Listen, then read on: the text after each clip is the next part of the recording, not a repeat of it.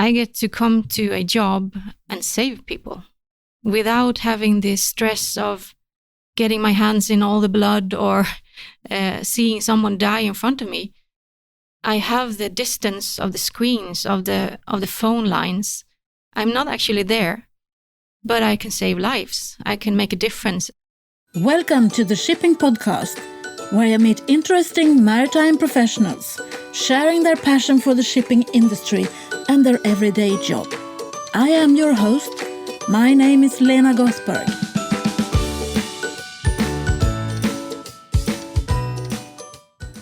Hello, Shipping Podcast listeners, and welcome to episode 244. Have you ever considered who responds to a Mayday, to an emergency call from the sea? In Sweden, the Maritime Authority is responsible for safeguarding people on the water. But there is a Joint Rescue Centre for air and sea. In this episode, you will listen to a rescue leader responding to distressed people. Lina Buurstra is my guest today. And I know that after listening to her, you will feel even more safe when at sea in Swedish waters. Every conversation matters.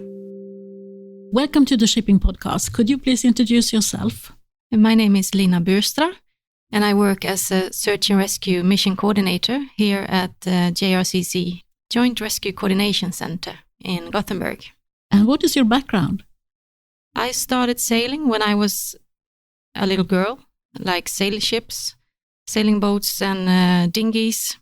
And after that, I went to Maritime school and I became a master mariner.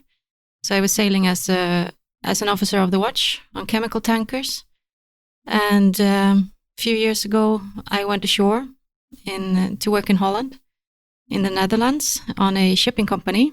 And I was working for a company named Feeder Lines. It's not anymore. It's incorporated in another shipping company today. But at that time, we were working with around 50 bulk carriers, general cargo ships. And I was doing nautical superintendent, I was in charge of the safety equipment and navigational equipment and handling cargo claims, stuff like that. And then you came back to Sweden? Then I saw an ad on Facebook. I'm a little bit of a social media nerd. So I saw an ad of an old friend of mine who worked here. He still works here with this job advert. And I told to my husband that this is my dream job. Do you want to come with me to Sweden? And he said yes. So we moved. And luckily I did get the job. And here I am 8 years later. And what do you do in your everyday job? What is your responsibility? It's quite a large responsibility. It's difficult to explain in a short way. We coordinate search and rescue for the whole Swedish area. So we have search and rescue at sea and in the air for the whole Swedish area. That sounds like quite a responsibility, I would say. It is, but we are working together as a team in the rescue center. Yeah, we've just been walking around the rescue center. It's interesting to see what's going on in there. Yeah, it's a fantastic workplace. You never know in the morning when you arrive here or at lunchtime when the shift starts mostly. You never know what's going to happen before you go home again. But you're on the watch for everyone in Swedish waters. Everyone in Swedish waters and in the air. And it contains everything from the beach, like children walking around, losing their parents or the other way around. Those alarms come into us, all the way up to big disasters, like shipping and maritime and aeronautical disasters. So it's from small accidents up to big disasters. And how does it work? You get the alarm from, in Swedish, it's 112. We have a lot of different ways to get our alarms. Okay. The most normal way that we receive the alarms is via the emergency services, the SOS 112, the alarm number 112. So people who's calling 112 and they're in our waters or in the air or seeing something in the water or in the air, the 112 operator clicks a few buttons in the system, which generates an automatic transfer of the call to us. Not a hard transfer at first. We get the call and we can listen in. So usually it's JRCC listening in, the fire brigade and the ambulance dispatcher listening in to the call to find out what's happening and who is going to coordinate this. And if you're on the water, if you're on a cargo ship or on a yacht or pleasure craft, rowing boat, whatever, then we will take over the call. We will tell the SOS operator that we want to transfer the call to us. So the operator will push a button, transfer the call to our rescue center, and we will continue the interview.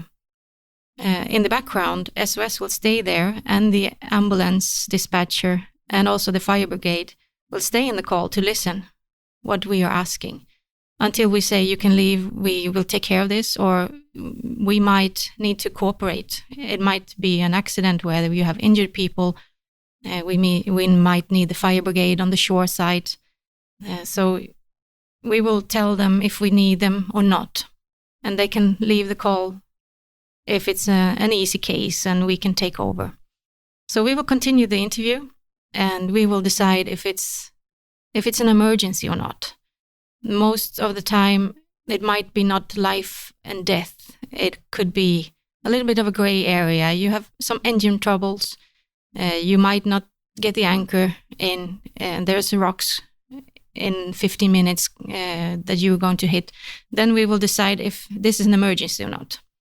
So if we say this is a threatening situation, we will start a SAR alarm, like a search and rescue coordination.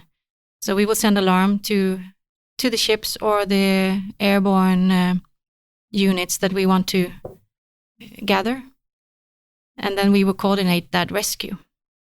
If it's not a rescue situation, like if you break down with your car on the highway, you need to have a company to come and assist you. It's exactly the same at sea.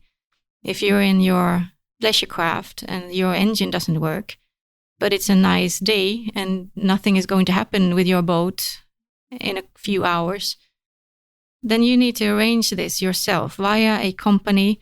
Either it's an insurance company, maritime insurance companies, those exist for small yachts as well as merchant shipping, or a membership of the Swedish Rescue Society. And then we transfer the call to those. So we take the call and we evaluate if it's a rescue or not. And if it's a rescue, we coordinate who is going to come, what kind of search and rescue units do we need, and how do we do this in the best way to save the people. Normally we save the ship also, but the people are the ones we focus on. We save lives. So 112 is one of the ways to get the alarms to us, and it's approximately 80-90% of all the alarms coming via 112. But we also have a continuous watch on the VHF, channel 16. So there's always one of us sitting awake in shifts listening to channel 16. So if there's a Mayday call or help or SOS or somebody out there, then we will answer. So we will say, we received your Mayday. What is the situation? Where are you? What's your position? How many are you on board? And what kind of ship do you have? And the merchant shipping, they have routine for this, of course, and they know how to call. But my experience is that you don't do that unless it's quite high stress on board. So those calls, they are less common than calling 112. Don't you feel alone from time to time? You are sort of last resort. I did in the beginning. My first night watch, I will never forget that. because we work in shifts and 24-hour shifts where 4 people work from lunchtime to the next day lunchtime. And those 4 people, they go to bed in the evening and they come down if there is an emergency or if there's an alarm. And there's one person staying awake to listen to the VHF radio, and you're alone. And my first night watch, I felt, it's me. If I fall asleep now, there's nobody who's going to answer. And of course, I never fell asleep, and I would never.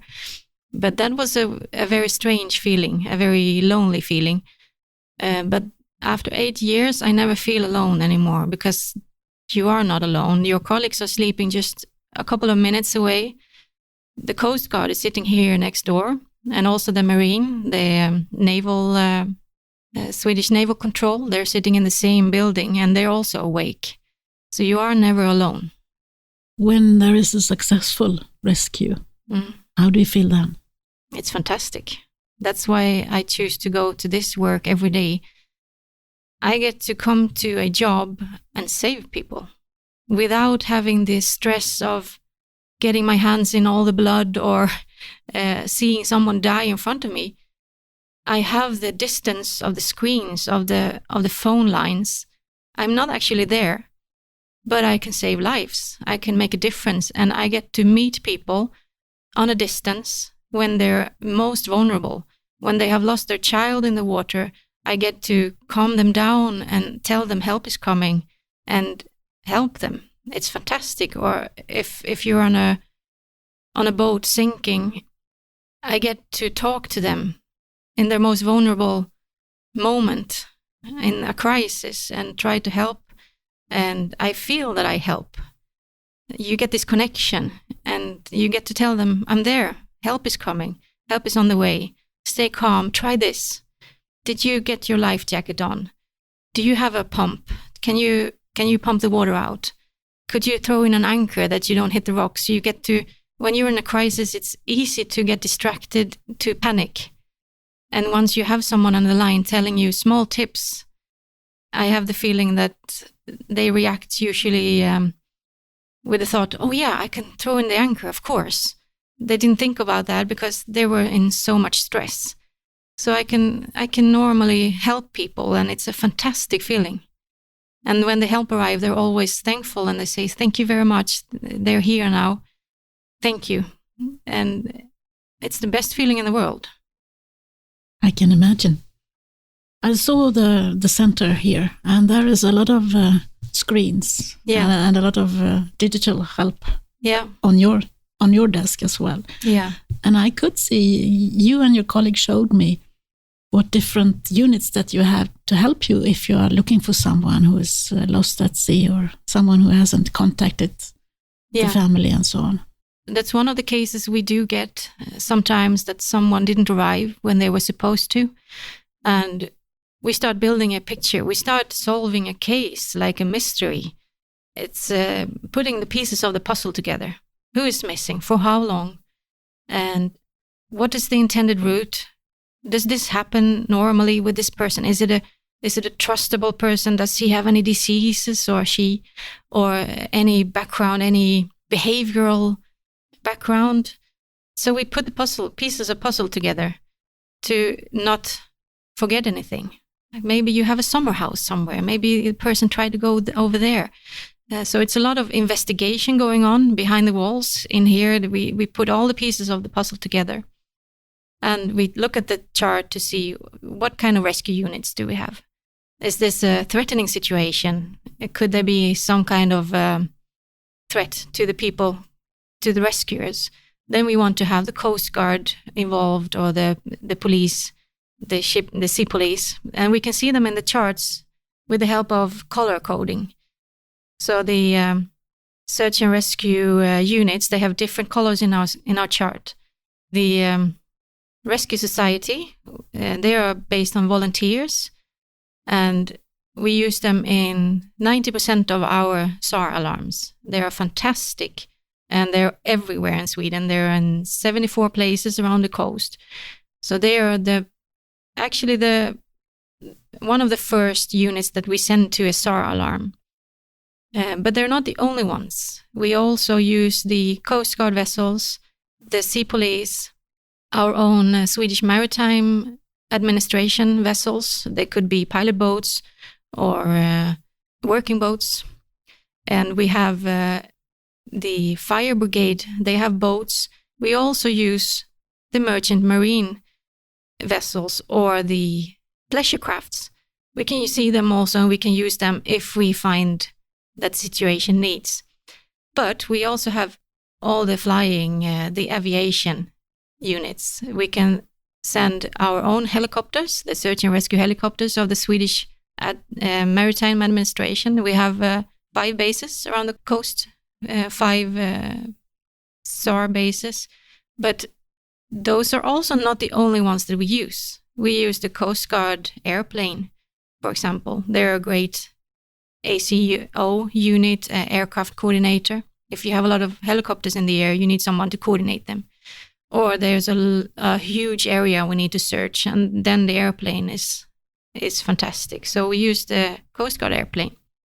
We also use ambulance helicopters if needed, if you have some injured persons, or in the archipelago of Stockholm, for example, they are usually flying around anyway, so then we pinpoint them and we ask them to go to the scene.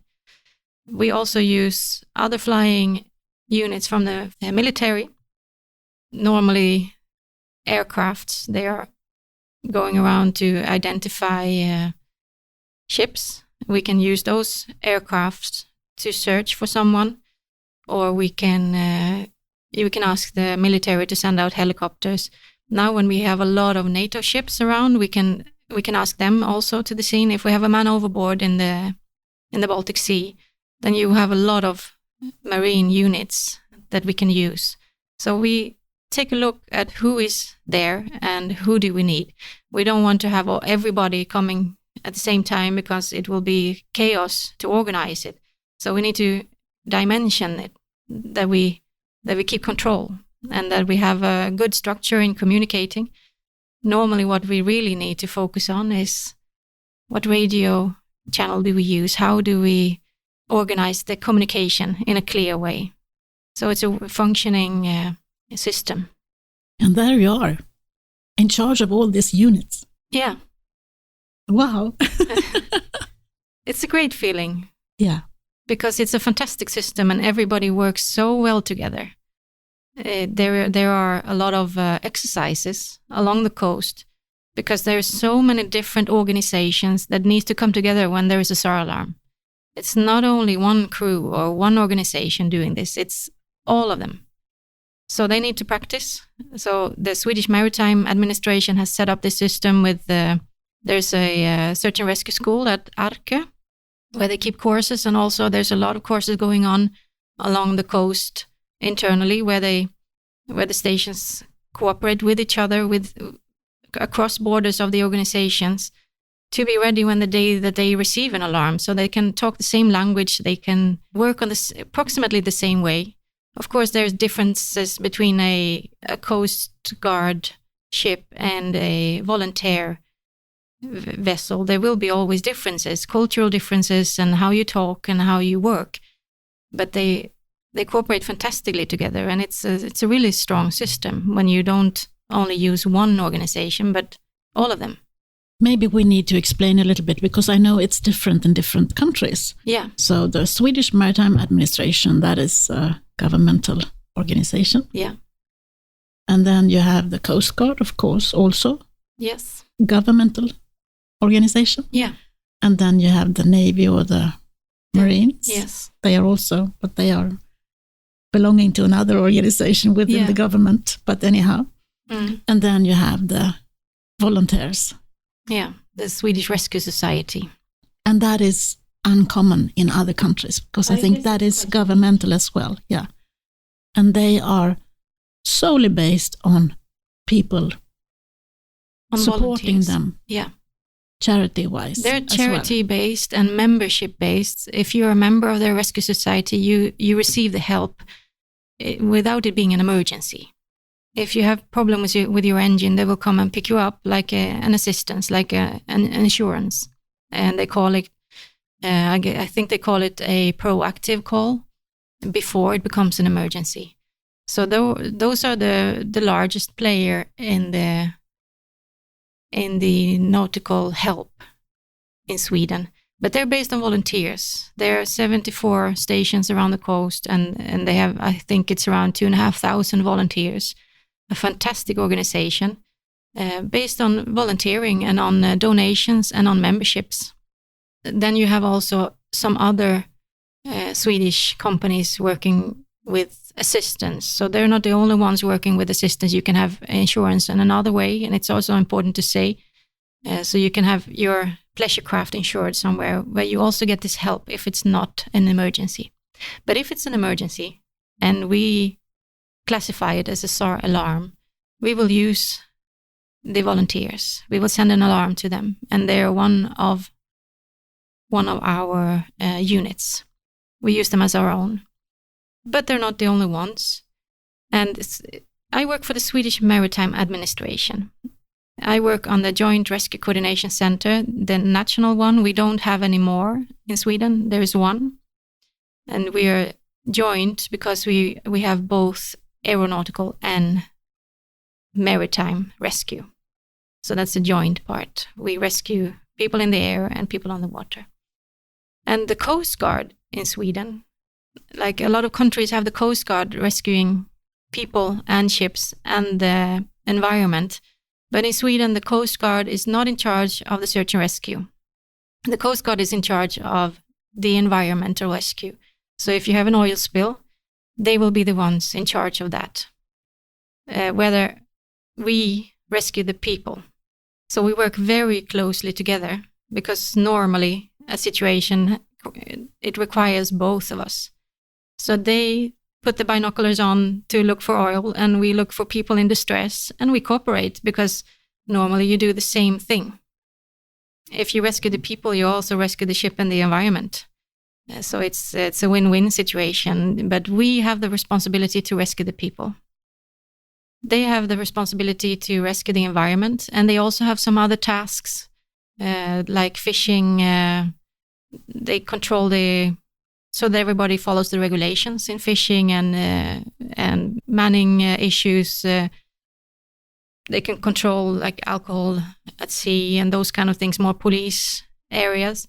Whether we Swedish Maritime Administration, the part that I work for, we only save lives. We look at the people. Is there any persons in danger? Then we are in charge of handling that. And the Marines that we have here working in our building, they look at the threat situation. Like they want to identify ships coming in. Who are they? What are they doing here? And they keep track on the water, looking with other type of binoculars. So our binoculars are saving lives. So if I would want to become a rescue leader like you are, what is important? What are you looking for? Who should I be then? Yeah, that's an interesting question because I really try to make this job visible. I think most people don't even know it exists. So I'm so thankful that you invited me to this podcast.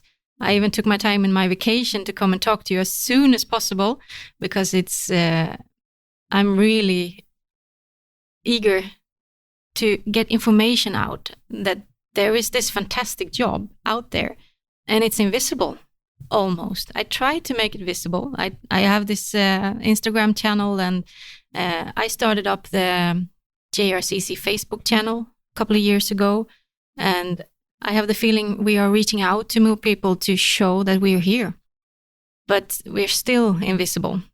I've been listening to your podcast and I find it fantastic, and you are talking about shipping is at least historically a bit invisible to normal people, and our little piece of the cake is really invisible.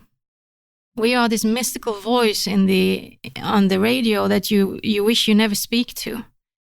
And you don't know who is it if you do have to call Mayday. You have actually no idea when you're a sailor who you're going to speak to. I didn't. When I was at sea, I had no idea. I could talk for one whole day about this, so I need to think about what I want to say. The background of all of us working on the maritime rescue, like Maritime, you call it a mission SMC, Search and Rescue Mission Coordinator. So to become one in Sweden, you need to have a Master Mariner's degree from school. So I'm out. It's not too late. No, it's not too late. Right. But yes, that's the only criteria that you need to have. And historically, that's because we need to be able to handle those larger emergencies. If you have a larger merchant ship calling Mayday, talking about their bunker tanks or their listing or their cargo, or you need to have the maritime background to be able to understand this situation on board, to be able to put yourself mentally on the bridge of that ship, to know what you have to ask and to know how to coordinate it.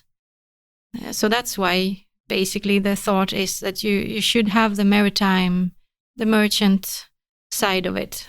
We do have some people working with our organization as an SMT who has been working in different organizations. You don't have to have the merchant marine experience, but you need to have the Master Mariner's certificate, like the education. And then after that, you can basically do everything, because we try to get a group. When we take in new people, we try to collect as much diversity as possible. So we have a few ex-Coast Guard persons. We have a couple of ex-police. We have most of us from the Merchant Navy. I was on tanker vessels, chemical tankers. We have someone who's been working on sail training ships. So it's a lot of different kind of backgrounds. And a very big bonus if you have also some kind of hobby at sea. Like I've been paddling sea kayaks and sailing vessels, because those are the majority of our clients, so to say. It's people going out for vacation on the water. Those alarms are most common. So if you have a little bit of more pleasure craft experience, or you have been surfing, then it's a bonus. And the rest we will cover in our internal education. We have an internal training of approximately 1.5 years before you become an SMC. And you need to work well under stress, I understand. Yes, you do. But I think if you have a background within the maritime sector, you do work well under stress. Because there are a lot of times on board that you do need to work under stress and pressure. So I guess you're qualified if you've been working within shipping. There is a lot of stress sometimes. You need to be able to handle something going wrong with the cargo operation or with the navigation, or so yeah, but you do need to work under pressure. And what about diversity in the team? Are there females and... Yeah, we're actually quite proud of having almost, not 50%, but I think it's around 35-40% women. So that's it's a diverse group in that way. We are not as diverse when it comes to other nationalities, because you need to be Swedish to work here. And because it's a security measure, you need to have these background checks, so you need to be Swedish. So the cultural background is not as diverse as the gender background. And what about the age then? That's also very diverse. We have everything from under the 30 to pension around 65. So you've been around for quite a while now. Yeah. What are the biggest changes that you have seen, developments? I've been here for 8 years, so I'm quite new. We don't have so much personnel drop, like a lot of personnel stay with us, because it's a long intern education. So once you're in, normally we don't lose people. Luckily, it's not a career job where you shift very often. So I'm quite new still. So it doesn't. I'm not an experienced SMC when I've been here for 8 years. So I don't consider myself to be here for a long time. I still consider myself quite new in the team. But since I started, I guess the biggest change is that we now can see straight away in our system, if someone calls 112, we get the position of the mobile phone straight in the chart. And that's so much more effective. You don't need to start with, where are you? Normally, merchant people can tell you their GPS position, but people on the small yachts, they can't do that usually. They say, we're between this island and that island, we think. And then you need to triangulate, and you need to look for them first. And that's a major change. We save a lot of time and effort and search and rescue units because we can see them in the chart most of the time. If they're close to the shore and they have a GPS signal on their mobile phone, we can see it. Yeah, I can imagine. So how do you see the future then? Where will things develop in your job? Interesting question. I'm not sure. I was hoping we would see some AI. We were having a project with an AI solution who helped us listen. If someone was in need and called Mayday or help or SOS, it will listen for those words and amplify it and give a little shout, hey, there might be something over here. Because we have a lot of radio stations along the coast, and we listen to all these sounds every day. Ships calling within ships, two ships calling each other. Even if it's only short calls, in the summertime, it's a lot of sound all the time, and it's easy to miss somebody in there, a weak signal maybe, calling for help. And there has been a project called Heimdall, who has been trained to listen to this and to help us to hear SOS, Mayday, and help if we don't hear it. At the moment, that project is not active any longer, and I kind of hope it will come back. And AI help like that could be possibly developed in the future, but we're not there yet. It's still very manual. And also that's kind of the charm with the work. You need to be switched on all the time. You can't sit there and lose your concentration. You need to listen all the time. And in the beginning, you're very tired of this sound all the time. If you sit there for 12 hours listening to the radio. But after 8 years, I don't get tired anymore. I get tired, of course, but not as tired anymore. Because you listen to another thing on the radio. You listen to stress. You listen to the tone of the people. So you won't miss if somebody is in distress because you hear it sticking out because of the tone. How much are you interested in your job when you're off duty? Too much. Yeah. Probably. That must be a working hazard, sort of, to be interested and to be. Actually, when I'm on vacation, I'm looking at the newspaper, like, what is happening? What am I missing? And it's both positive and negative, of course. You need to be able to switch off your job when you're at home, and I have the feeling I can do that.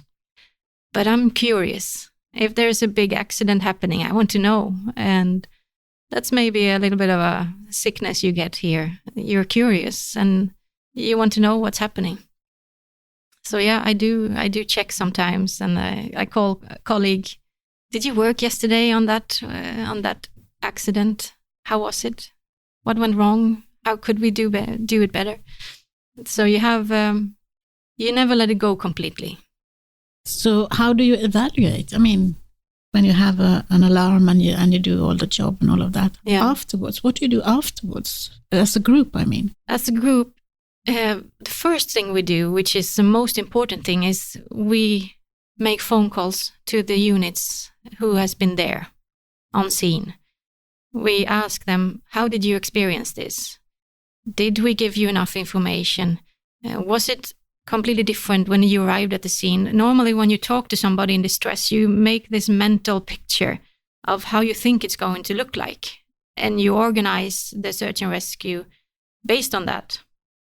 And sometimes when it's over and you get the call back from somebody, or you call them back, you call the rescue station or all the ships being involved, and you ask, how was it?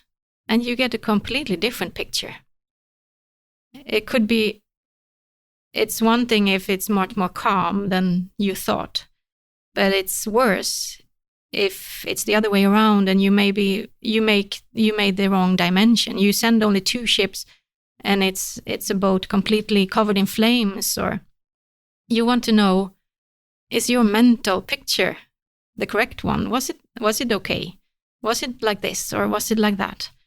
So you get this feedback from the people actually there, and it's very important because otherwise I think we cannot learn. So you get a feedback saying, I thought it would look like this, but it looked like that. And why is that? Did we ask the wrong questions to the people? Or was it something else? Were we distracted? Did we do too much at the same time? Was I listening to the radio at the same time as my telephone? Like you always go back and discuss it with the ships who has been there, if you have the time. Normally you do, and that's the most valuable information to get back. After that, we talk in the team. We talk together like, this we did well, this we could have done differently. Next time we shouldn't forget to ask this. And if it's a major thing that we missed, then we make a bigger evaluation, and we might need to make changes in a procedure. We need to add a question for, do you have the life jackets on? That's a question in there. But there could be questions that we forget to ask a lot of times, and then we put them in there, the support for us, our checklists. So we always evaluate afterwards. Nobody's perfect. We all make mistakes. And that's fantastic with this workplace, that you are allowed to make mistakes and you talk about them so you can learn from them and you share them with your colleagues. Some more than others, of course, but it's the normal culture, the major culture here is that you're allowed to make mistakes and you talk about them and you learn, because everybody makes them. It's normal, and we do so many cases, and not one case is like the other. So you do need to make mistakes, because every day is different, every case is different, and you just need to learn from them to get a collective learning. I think we do that. What are the cases that stays in your heart? I guess it's all the first cases. Like the first summer I was working, we had this boy who was missing on the beach, and he looked like my little boy with the same age. He was 3 years old and he had a Spider-Man shorts on, and I had this connection. It could have been my son missing. Luckily, he was found okay. He was just playing somewhere else, and the parents lost eyesight of him. But that stayed with me. Those cases where it's very close to your own situation, and the first one, and cases where you have made a connection with someone. Like I had a person with ADHD. He came back actually a few times asking for help, calling 112. So we knew about him. He had not taken his medicine, and he bought a sailing yacht to sail to the Mediterranean. But he didn't get very far. He kept on having problems with the boat and ending up in distress, in difficult situations. And I talked to him once, and he was in such a stressful situation, and he was screaming. And he was also angry that nobody came to help him faster.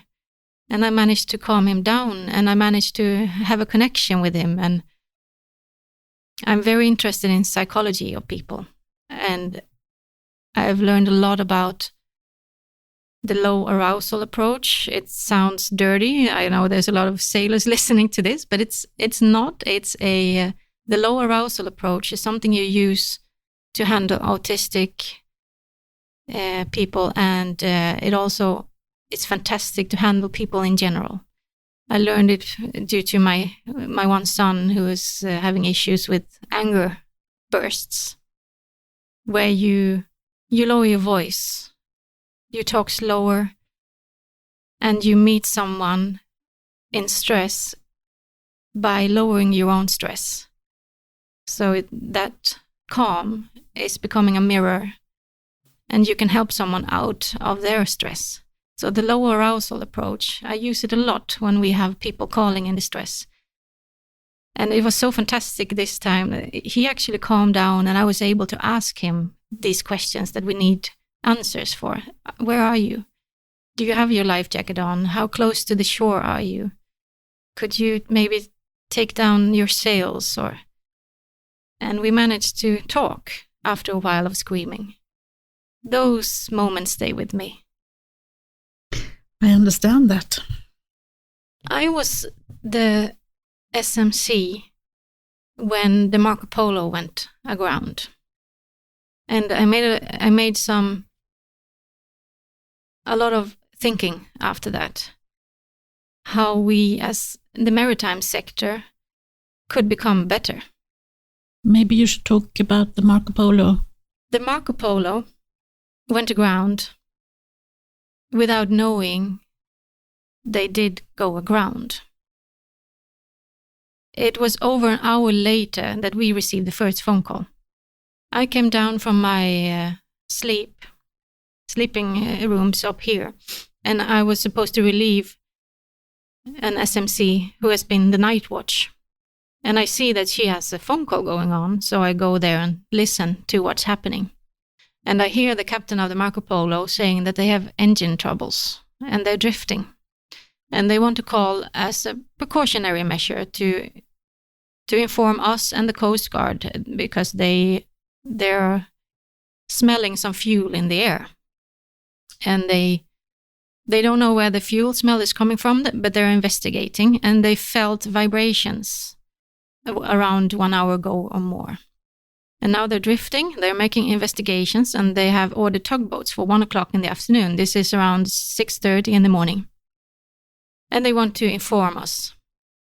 And normally in shipping, I would say that's fantastic that they call to inform us. Because I think merchant marines, they wait too long. They think of us as this voice on the radio that you don't want to talk to, and you don't do that unless you're sinking or you're on fire. But we would like the merchant marine to think, the merchant sailor to think of us as a friend who you can call precautionary. Like, my engine is having some troubles. I'm trying to solve it, but in 2 hours' time, I will be reaching the coastline if I don't get my anchor to get a hold of the bottom. I want them to call us to tell us that in advance, so we can start up all the procedures with what ships do we have in the area, what do we need to do in time, and don't wait until you're on the rocks, because then of course we will come, but it will be less coordinated and it will be more of a mess. If you have a lot of times the merchant shipping, they wait too long to call us because we are a mystical voice somewhere that you don't want to talk to. We're not that mystical. We're here. We sit here every day and we want the contact. If you want to come here to visit us, if you work on a vessel, please contact us. We can arrange it. Maybe not in the summertime, but on the other months. So we get a dialogue. What do we need? How can we help them? We're there for them. So this captain of the MARCO POLO, he called us via a non-emergency number. We have a couple of those. And he was giving us information. My colleague looked at the chart and she started to realize that the ship is not where the captain thinks they are. And I looked at the chart also, and we looked at each other and we said to each other, we think he's aground. He's not drifting anymore. He's staying on the rocks, or on the time where he said he had the vibration, he was passing very close by to shallow waters, to some rocks. So we tried to communicate to him our picture of this. We think you're not drifting, we think you're aground, and we think you have hit the rocks when you heard the vibration. But we didn't go through. He didn't pick that up. So we hung up the phone, and I called the Coast Guard in. Actually, I called the Coast Guard before we hung up the phone. Come and listen to this. We have a ferry aground. And they came with 2 people also listening to the call. So Coast Guard and the Swedish Maritime Administration at the same time, listening to the same call. The start of that is fantastic. We have each other so close to each other. After we hung up, I relieved the night watch because she's tired. She needs to go home.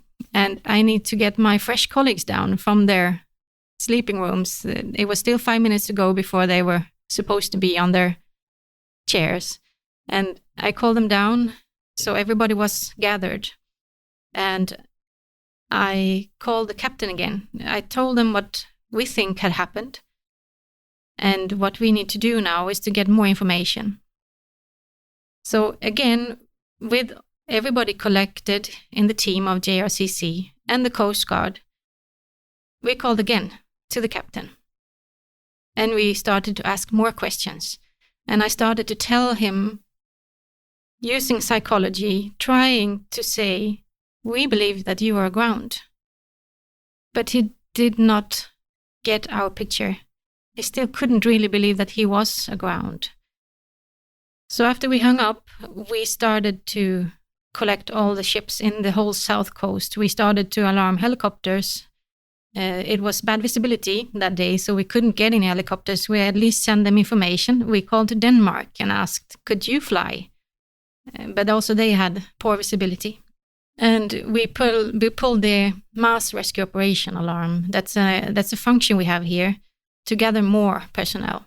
First, we get personnel from the Marine and from the Coast Guard.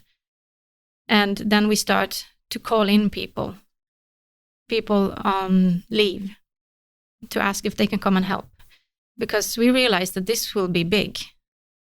And something needs to happen before it becomes worse. We did mention Costa Concordia, because we realized this is a ship with major hull injuries, who is now aground on a place we don't know the stability of the vessel, or the bottom of the sea. Could be they were standing like on a shelf.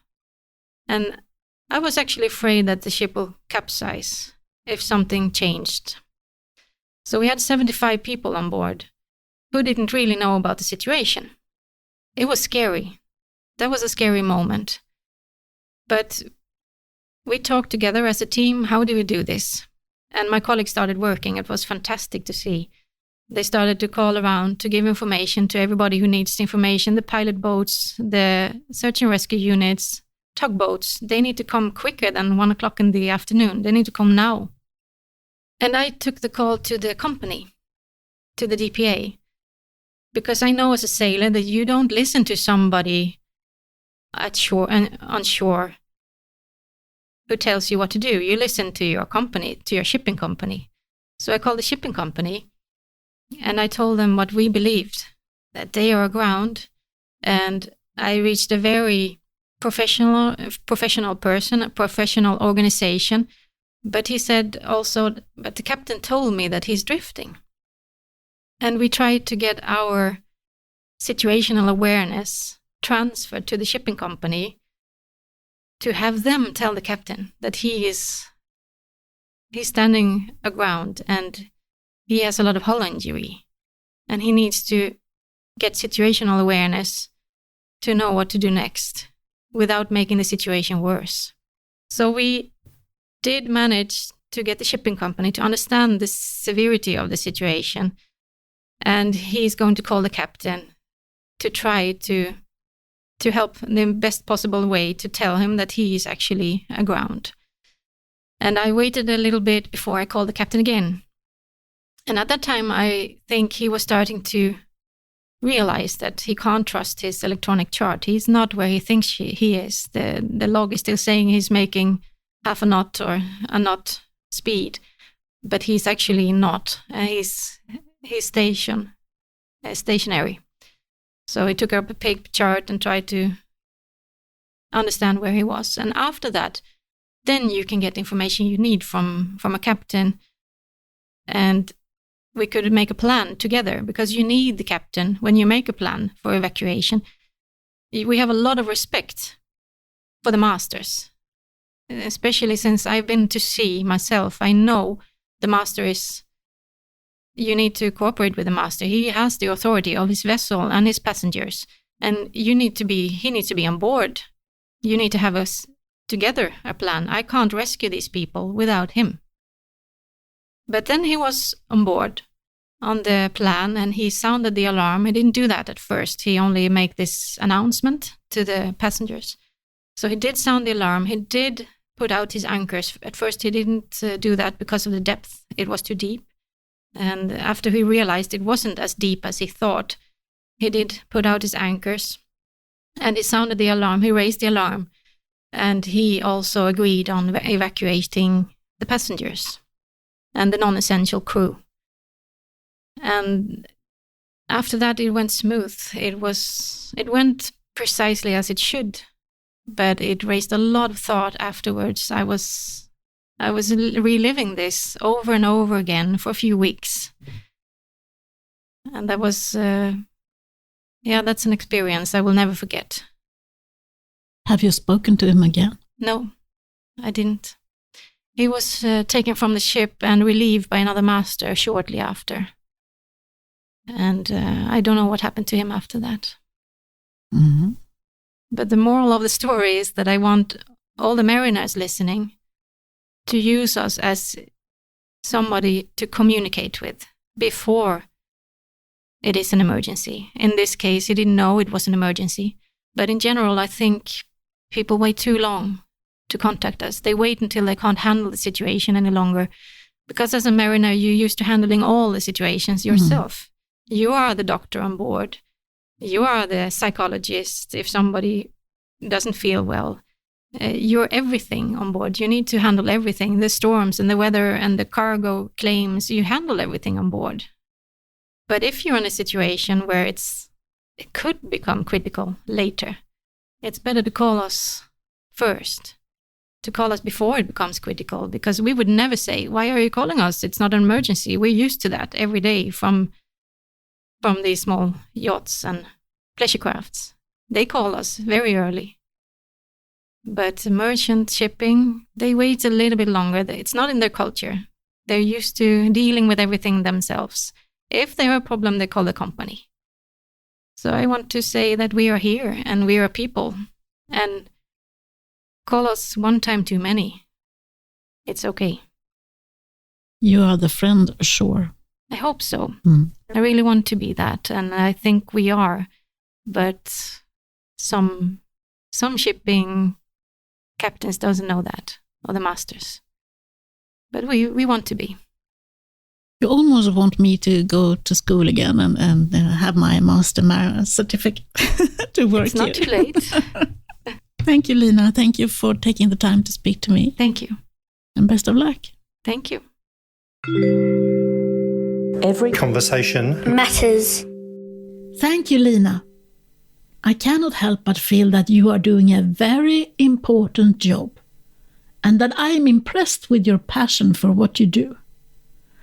If nothing else, I will make your efforts more well known in all possible ways that I can do.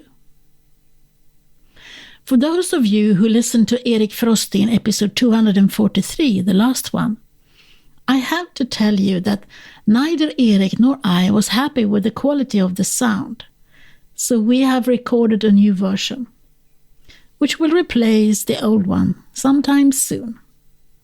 Go back and listen to Erik when he sounds like he usually does. That's all for now. It's a holiday season, and you probably want to learn how to become a rescue leader right now. I will not hold you back. Until the next time, from me to you, over and out. Thank you for listening to the Shipping Podcast. Don't forget to tell everyone that you meet that there is a shipping podcast available and that they should download it and listen to the maritime professionals who are sharing their passion for the shipping industry.